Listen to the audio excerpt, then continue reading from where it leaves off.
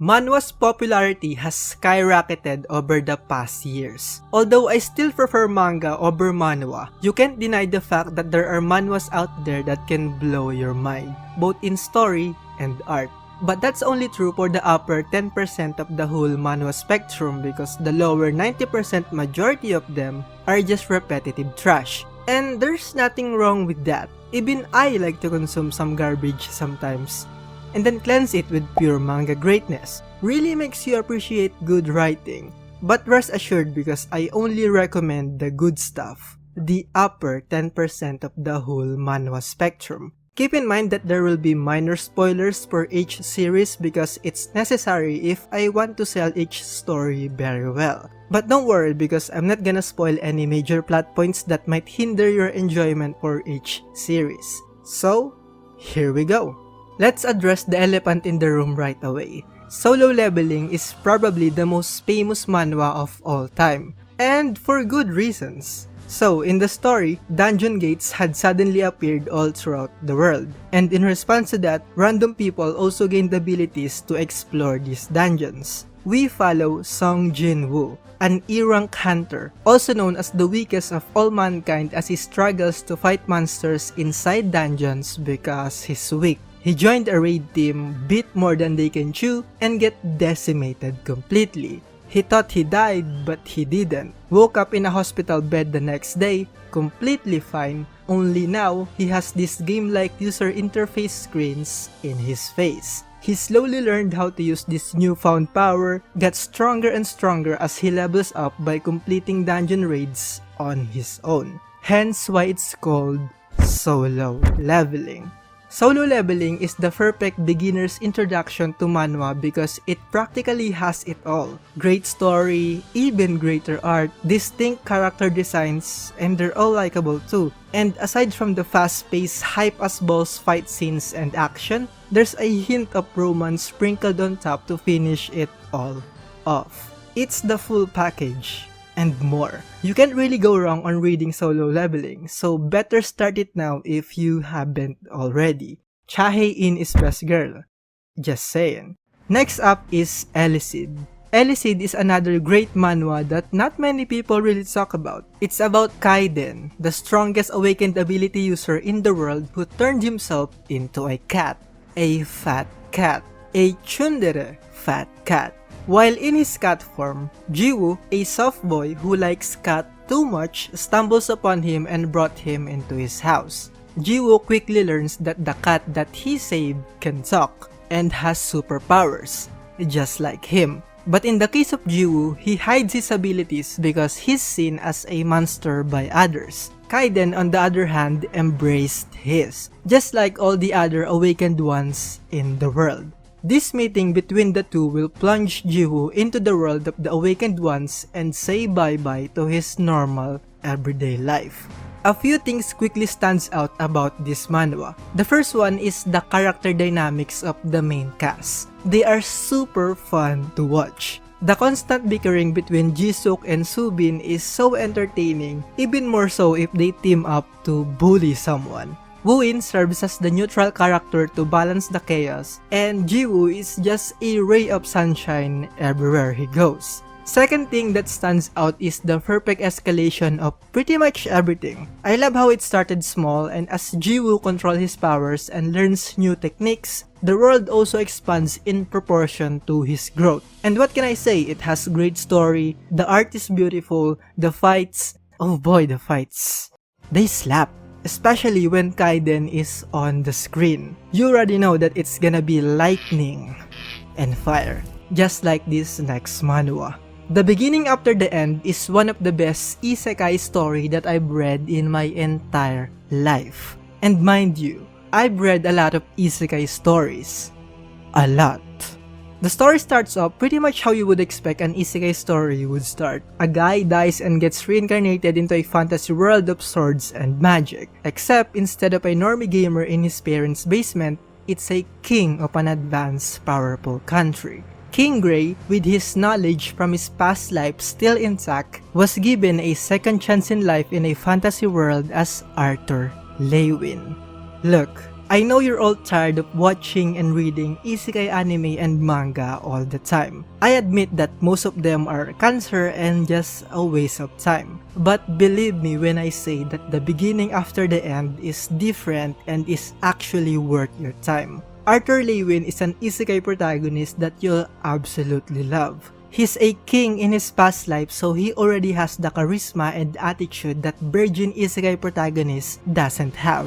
He's quick-witted, an absolute genius, and overpowered but within reasons. Aside from Arthur, the world is also interesting, but I'll admit that it's not very original.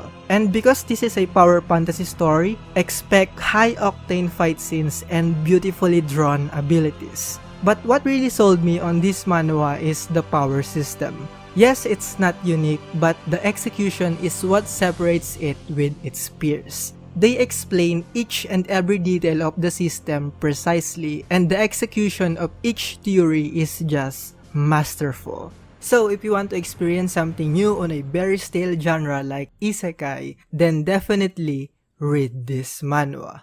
Survival story of a sword king in a fantasy world is another isekai manhwa about a gamer being chosen and transported into a fantasy world. Every chosen one in this story is given a guideline to support them on their journey, which just basically means a gamer feature. However, the guidelines in our main character were installed incorrectly and he was quickly tossed away in this hellish environment to fend for himself. He quickly learns that his guidelines has a defect when his level isn't going up past level 5. This is a problem because the other places can only be accessed when you get to a certain level, and him reverting back to level 1 means he's stuck to that hellish island. He grinded and grinded for many years with the hope of maybe his guidelines would finally work. But even after 10 years, nothing happened. In reasons I'm not gonna tell you, he escaped that hellish place, and obviously, he is super overpowered because of his many years of grinding. But that doesn't mean that he's gonna have an easy life outside, because we quickly learn on the lore of this world that chosen ones like him are actually hunted down because of an incident that happened between the goddesses and the chosen ones in the past. So now he needs to hide his identity, adapt to this new environment that he's in, and seek revenge to the demon gods that made him suffer in that hellish place. Aside from the obvious, which is the hype as shit action sequences and fight scenes that this type of manhwa typically has, what you'll also find enjoyable in this story is the humor. It was surprisingly funny and hilarious at times. It caught me by surprise by how funny this manhwa is. I was expecting an action-heavy manhwa, and don't get me wrong, it still is. But sometimes, I forget that I'm actually reading an action manhwa and not a comedy one. The mystery surrounding the demon god that summoned them and the other chosen one's motives is so fascinating that it keeps you interested and lets you read more. And the last manhwa on this list is another high-tier title, the legendary Moonlight Sculptor. This manhwa fully embraces the gaming subgenre of isekai, so if you're into that shit, then you'll heavily enjoy this manhwa. Living in a life of poverty, Yunli and his family struggles on a daily basis. This prompts him to stop playing games and sell his account for a quick cash. What he didn't anticipated is that this account, which is the top account in this game, would sell for 3,090 million, far from his estimate of 300,000. He just acquired a life-changing amount of money. But loan sharks quickly smelled the dough and made him pay for his father's debt of 3 billion. After he paid the debt, he swears with his life that those loan sharks are gonna pay for what they did to him. And the boss of the loan sharks be like, "Yo, bet, if you could acquire 3 billion again in 5 years, I'll treat you as an older brother." And I don't know about you, but that's kinda dumb. But who cares? With the goal of earning 3 billion again and proving to these loan sharks that he's the shit, he trained his mind and body in preparation for Royal Road, the biggest BRMMO game in the world. After he finished all his preparations, he bought a game capsule, and there's nothing left to do but to earn that 3 billion in a new game.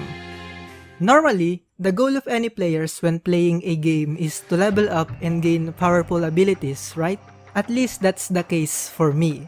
Most of the time, skills like sculpting, blacksmithing, cooking, and other non-battle centric skills are ignored because they can't really help you to get stronger. But Weed, the protagonist of this story, is different. Aside from getting stronger, he also prioritizes leveling up these non-battle skills because he knows their importance in the money-making side of things. He always grinds items and improves all the skills that he could utilize to make money, which really captures the gaming mechanics of the story really well. Auctioning items, trade, selling loots, all the aspect of an MMORPG is really utilized in this story, which makes it super immersive and fun to read. If you're gonna read this manhwa, just keep in mind that there's going to be a shift in art style around chapter 54 and again in chapter 118 because of artist change. That might throw you off a little bit, but you'll quickly adapt in no time.